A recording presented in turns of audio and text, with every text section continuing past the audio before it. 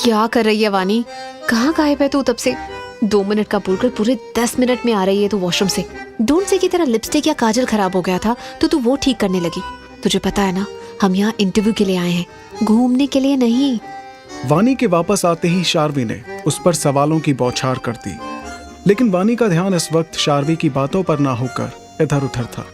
वो तो बस बड़बड़ाते हुए अभी भी एसआर को ही ढूंढ रही थी। कहाँ गायब हो गया ये ब्रेसलेट चोर? कहीं नजर क्यों नहीं आ रहा? एक बार मिले ये, इसे तब बताती हूँ। मेरा ब्रेसलेट चुराया उसने, मेरा। वानी को यूं बड़बड़ाते और इधर उधर देखते हुए देखकर शार्वी फिर से बोली, What happened, वानी? Are you okay? अकेले अकेले क्या बड़बड़ा रही है? और तू इधर उधर क्या देख रही है? उस ब्रेसलेट चोर को पता नहीं कहाँ मुंह छुपा कर बैठा है। शार्वी की बात सुनते ही वानी जोर से चिल्लाते हुए बोली। उसको यूं चिल्लाते देख शार्वी उसे शांत कराते हुए बोली, क्या कर रही है वानी? इतनी जोर से क्यों चिल्ला रही है? भूल गई क्या हम यहाँ इंटरव्यू के लिए आए हैं? देख कैसे सब हमारी तरफ ही देख रहे हैं तेरे यूं चिल्लाने से। शार्वी के इतना कहते ही वानी ने अपने आसपास नजर घुमाकर देखा तो सब उन्हें ही अजीब नजरों से घूर रहे थे। ये देखकर वानी शार्वी का हाथ पकड़कर साइड में ले जाकर फुसफुसाते हुए बोली, मैं ना उस ब्रेसलेट चोर को ढूंढ रही हूँ। अभी कुछ देर पहले यहीं पर था, न जाने अब कहाँ गायब हो गया मुझे देखकर। पर मैं भी उसे ढूंढ कर रहूंगी। कौन ब्रेसलेट चोर? किसकी बात कर रही है तू? मुझे तो कुछ भी समझ में नहीं आ रहा। जहाँ तक मुझे पता है हम यहाँ इंटरव्यू के लिए आए हैं, चोर ढूंढने के लिए नहीं। और अगर इस कंपनी में कोई चोर घुस आया है तो कंपनी वाले पुलिस को बुलाए ना, वो चोर को ढूंढने। तू क्यों ढूंढ रही है? हम डिजाइनर हैं, डिटेक्टिव नहीं। शार्वी ने नासमझी से कहा। उसकी ये बात सुनकर वानी धीरे से अपने सर पर हाथ मारते हुए बोली, ओफो शार्वी, तू भी ना। मैं कंपनी में चोरी करने आए चोर की नहीं, मेरे ब्रेसलेट चोर की बात कर रही हूँ। तेरा ब्रेसलेट चोर? शार्वी ने सवालिया नजरों से वानी को देखते हुए कहा, हाँ मेरा ब्रेसलेट चोर। तुझे याद है 2 साल पहले जुहू बीच पर घूमते हुए मेरा ब्रेसलेट गायब हो गया था। कितना ढूंढा था मैंने उसे, पर वो कहीं नहीं मिला था। देख आज वो मिल गया। एक चोर ने उसे चुरा लिया था और आज इस ब्रेसलेट को अपना खानदानी ब्रेसलेट बताकर मेरे साथ फ्लर्ट करने की कोशिश कर रहा था। और जैसे उसे ये पता चला कि ये तो मेरा ब्रेसलेट है तो कहीं गायब ही हो गया। वानी ने अपने हाथ में पहना ब्रेसलेट शार्वी को दिखाते हुए कहा। ब्रेसलेट को देखते ही शार्वी मुंह बनाते हुए बोली, हाँ मैं इसे कैसे भूल सकती हूँ। आखिर इस 400 रुपए के ब्रेसलेट के लिए ही तो तुमने सुबह से शाम तक मुझे जुहू बीच पर घुमाया था, जिसकी वजह से मुझे बड़ी माँ की भी कितनी डांट पड़ी थी।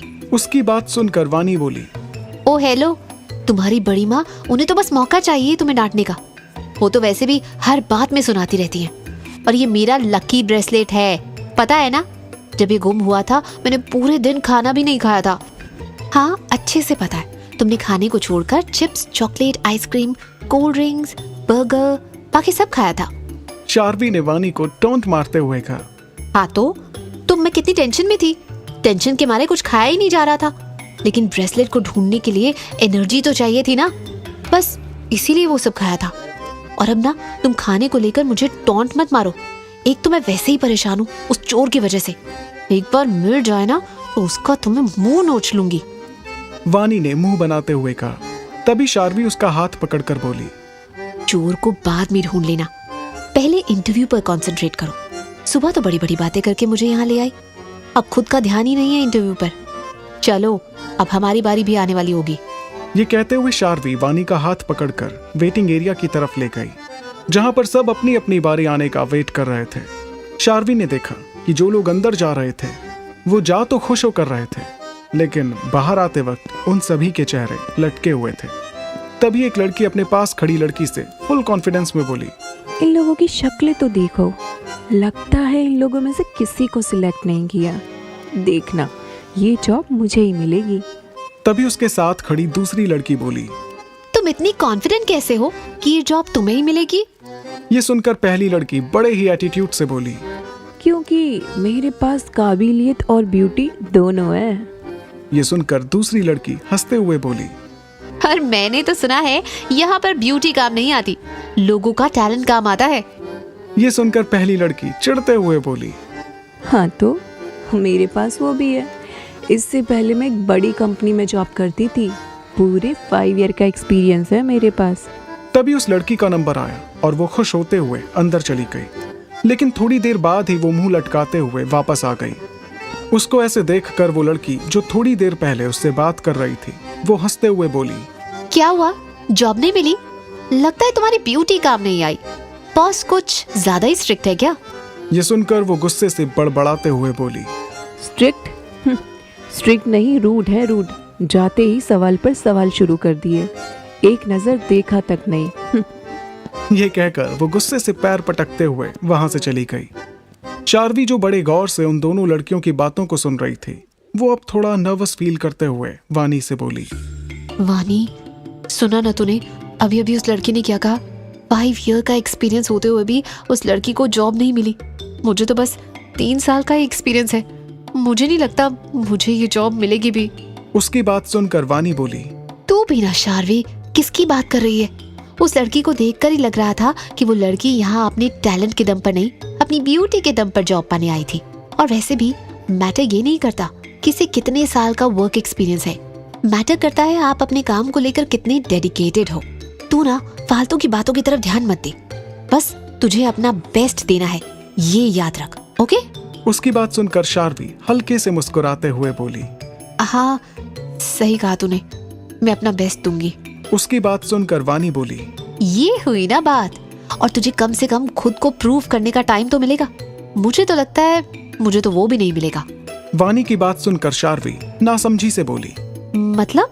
तभी वानी उसे दूसरी साइड जिधर जूनियर पोस्ट के लिए इंटरव्यू हो रहे थे, उस तरफ इशारा करते हुए बोली, वो देख, उस कैबिन से लोग जाते ही बाहर आ रहे हैं। लगता है वहां पर इंटरव्यू लेने वाला शख्स शक्ल देखते ही रिजेक्ट कर रहा है यार। ये सुनकर शार्वी ने भी उस तरफ देखा जहां एक तरफ आहान की केबिन से लोग लेट बाहर आ रहे थे, क्योंकि वहां पर उनसे काफी क्वेश्चंस किए जा रहे थे। वहीं एसआर की केबिन से लोग हर 1 मिनट में बाहर आ रहे थे, जिन्हें एसआर 1-2 क्वेश्चंस पूछने के बाद ही रिजेक्ट कर रहा था, जैसे एसआर को उन सब में कोई इंटरेस्ट ही ना हो। तभी शार्वी की बारी आते ही शार्वी ने धीरे से कैबिन पर नॉक करते हुए कहा, मे आई कम इन सर? तभी उसके कानों में एक कोल्ड वॉइस सुनाई दी, यस प्लीज कम। आवाज को सुनते ही शार्वी धीरे से केबिन के अंदर आई। उसने एक नजर पूरे केबिन पर डाली। केबिन काफी बड़ा और आलीशान था। वहां पर काफी यूनिक चीजें और महंगी पेंटिंग्स मौजूद थी। वो पहली बार इतनी बड़ी कंपनी में आई थी। हालांकि इस वक्त वो अंदर ही अंदर थोड़ी नर्वस थी, लेकिन फिर भी वो खुद को कॉन्फिडेंट बनाए रखने की पूरी कोशिश कर रही थी। तभी उसकी नजर ग्लास विंडो के पास खड़े एक शख्स पर पड़ी, जो इस वक्त विंडो की तरफ मुंह करके खड़ा था, जिस वजह से शार्वी को उसका चेहरा नजर नहीं आ रहा था। वो उसको ग्रीट करते हुए बोली, hello, good morning sir. Morning, have a seat. Aahan window से बाहर देखते हुए ही बोला। उसकी आवाज सुनकर शार्वी मनी मन बोली, ऐसा क्यों लग रहा है जैसे मैं पहले इनसे मिल चुकी हूँ, और ये आवाज भी इतनी जानी पहचानी लग रही है, पर समझ नहीं आ रहा कहाँ देखा होगा इन्हें। चेहरा भी तो नहीं दिख रहा ठीक से, कौन हो सकता है? इसके पहले कि वो कुछ और सोच पाती, तभी उसके कानों में आहान की आवाज पड़ी, मिस शार्वी, आपका रेज्यूमे तो काफी इंप्रेसिव है, जॉब एक्सपीरियंस भी काफी अच्छा खासा है आपको, तो क्या मैं आपकी पिछली जॉब छोड़ने की वजह जान सकता हूँ? जैसे ही उसने ये सुना, शार्वी तुरंत अपनी सोच से बाहर आई और वो हड़बड़ाते हुए बोली, वो मेरे कुछ पर्सनल रीजंस थे सर। फिर वो मनी मन बोली, फालतू फालतू सोचना बंद कर शार्वी और इंटरव्यू पर फोकस कर। इन्होंने तो आते ही सवाल जवाब शुरू कर दिए, कुछ सोचने का मौका ही नहीं दिया। Concentrate Sharvi, concentrate. ये कहते हुए उसने खुद को रिलैक्स किया और पूरी तरह अपना ध्यान आहान के पूछे गए सवालों पर लगा दिया। शार्वी का जवाब सुनकर आहान बोला, अगर आपको ये जॉब मिलती है तो क्या कल को आप अपने पर्सनल रीजंस की वजह से इस जॉब को भी छोड़ देंगी? ये सुनकर शार्वी बोली, नहीं sir, I will give my best, but अगर यहाँ बात मेरी सेल्फ रिस्पेक्ट पर आती है तो मैं 1 सेकंड भी नहीं लगाऊंगी ये जॉब छोड़ने में, क्योंकि मुझे मेरा काम बहुत प्यारा है, लेकिन उससे भी प्यारी है मुझे मेरी सेल्फ रिस्पेक्ट। तभी आहान बोला, ओके, आपके हिसाब से फैशन क्या है? शार्वी तुरंत बोली, fashion is all about comfort and style. ये सुनकर आहान बोला, और अगर कोई फैशनेबल ड्रेस कंफर्टेबल ना हो तो? शार्वी ने भी बिना हिचके जवाब दिया, तो कमी डिजाइनर की होगी, उसने अपना बेस्ट नहीं दिया। ये सुनकर आहान हल्के से मुस्कुराते हुए धीरे से बड़बड़ाया, इम्प्रेसिव मिस कॉटन कैंडी। फिर वो अपनी आवाज को थोड़ा तेज करके बोला, मिस शावी, आपके सामने ही टेबल पर पेन और पेपर रखा है। मैं आपको 15 मिनट देता हूँ। आप मुझे कोई ऐसी ड्रेस डिजाइन करके दिखाइए जिसको पहनने के बाद कोई लड़की दुनिया की सबसे खूबसूरत लड़की लगे। ये सुनकर शार्वी मनी मन बोली, अब ऐसी कौन सी ड्रेस होगी जो 15 मिनट में ड्रॉ हो जाए और उसे पहनकर वो लड़की दुनिया की सबसे खूबसूरत लड़की लगे। इतने कम टाइम में कोई ड्रेस कैसे डिजाइन हो सकती है? सोच शार्वी, सोच। तभी आहान ने धीरे से पीछे मुड़कर देखा तो शार्वी तो जैसे कहीं खो सी गई थी। उसे देखकर आहान अपनी तेज आवाज में बोला, 5 मिनट्स। 5 मिनट हो गए हैं मिस शावी, और अभी तक आपने अपने पेन और पेपर को हाथ तक नहीं लगाया। अब आपके पास सिर्फ 10 मिनट बचे हैं। क्या आपको लगता है कि इन 10 मिनट में आप ये कर सकती हैं? ये सुनते ही शार्वी अपने ख्यालों से बाहर आते हुए हड़बड़ाकर बोली, जी सर, मैं कर सकती हूँ।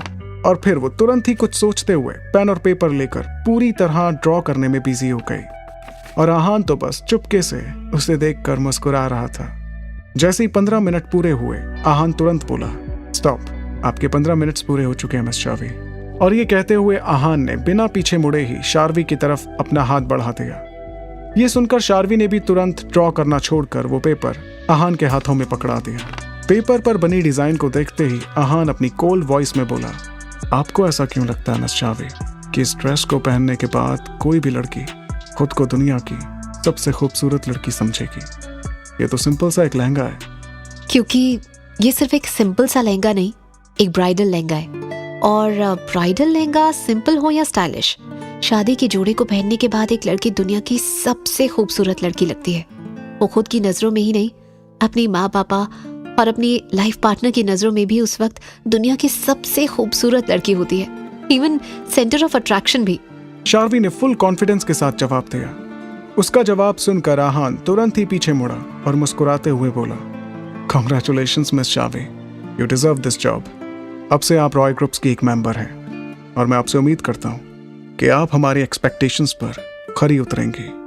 जैसे ही शार्वी ने आहान को देखा, वो तुरंत शॉक्ड होकर बोली, तुम? आई मीन आप?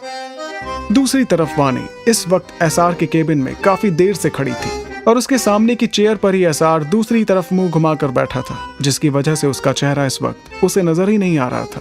तभी वानी इरिटेट होकर मनी मन बोली, बड़ा अजीब बंदा है, इतनी देर से खड़ा भी किया हुआ है और कुछ पूछ भी नहीं रहा, और तो और चेयर भी दूसरी तरफ करके बैठा है, कहीं सो वो तो नहीं गया। जहां एक तरफ इतनी देर से खड़ी वानी ये सोच सोच कर मनी मन चिढ़ रही थी, वहीं ऐसा मनी मन बहुत खुश हो रहा था और सोच रहा था, मेरी बेइज्जती कर रही थी ना? क्या बोला था मुझे? चोर? नहीं, चिंदी चोर। अब तो मैं अपनी बेइज्जती का बदला इस खूंखार शेरनी से लेकर ही रहूंगा। तभी एसआर बोला, सो मिस वानी, हमने सुना है कि आपने पिछली जॉब से रिजाइन कर दिया, तो क्या सच में वो जॉब आपने खुद छोड़ी थी या फिर आपको कंपनी से धक्के मार के बाहर निकाला गया?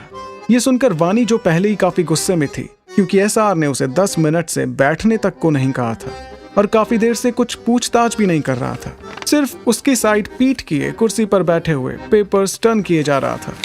उसका पहला सवाल सुनते ही वानी का खून खौल उठा, लेकिन फिर वो खुद को शांत करते हुए बोली, निकाला नहीं गया था, मैंने खुद वो जॉब छोड़ दी थी।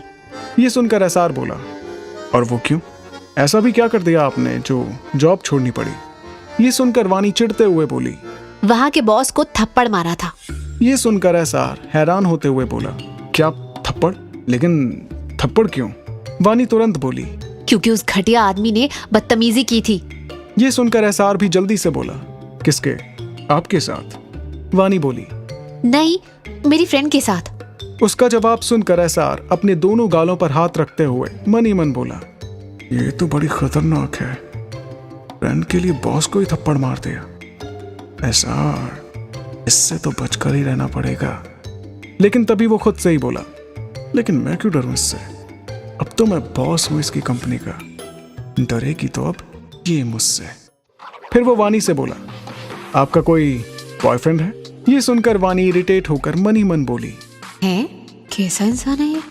कैसे कैसे क्वेश्चन कर रहा है? इसको काम की बात छोड़कर बाकी सारे सवाल करने हैं। वो मुंह बनाते हुए बोली, सर, ये मेरा पर्सनल मामला है, क्या आप काम से रिलेटेड सवाल पूछ सकते हैं? तभी एसआर बोला, सॉरी मिस वानी, लेकिन मैं वर्क से रिलेटेड सवाल ही कर रहा हूँ, क्योंकि मुझे इस पोस्ट के लिए वो लड़की चाहिए जिसका कोई बॉयफ्रेंड या हस्बैंड ना हो, जो सिंगल हो, ताकि वो पूरी तरह से मुझ पर अपने काम पर ध्यान दे सके। ये सुनकर वानी बड़बड़ाते हुए बोली, हे भगवान, ये क्या अजीब लॉजिक है। मतलब लड़की मिंगल होगी तो क्या वो काम नहीं कर सकती?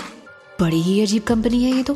और यहाँ के लोग भी, पता नहीं शार्वी का क्या होगा। तभी एसआर की आवाज आई, क्या कहा आपने? ये सुनकर वानी तुरंत बोली, नो सर, मेरा कोई बॉयफ्रेंड या हस्बैंड नहीं है, मैं तो अभी पूरी तरह से सिंगल हूँ। ये सुनते ही एसआर खुश होकर तुरंत ही अपनी चेयर टर्न करके बोला, वेरी गुड, अब से तुम मेरे लिए काम करोगी। जैसे ही वानी ने एसआर की तरफ देखा, वो चिल्लाते हुए बोली, तू ब्रेसलेट चोर, तू यहाँ छुप कर बैठा था, तू यहाँ क्या कर रहा है? तभी एसआर अपनी एक आईब्रो उठाते हुए उसे देखकर बोला, शायद आप भूल रही हैं कि इस वक्त आप कहाँ खड़ी हैं और किसके सामने खड़ी हैं। तभी वानी को याद आया कि इस वक्त वो इंटरव्यू रूम में है और उसके सामने बैठा हुआ शख्स कोई और नहीं, उस कंपनी का मालिक है और शायद अब उसका बॉस भी। ये याद आते ही वो धीरे से बोली, ओह गॉड, तू तो गई वानी, लगता है तूने गलत बंदे से पंगा ले लिया, पता नहीं अब क्या होगा तेरा। वहीं दूसरी तरफ एसआर के चेहरे पर एक जीत की खुशी थी।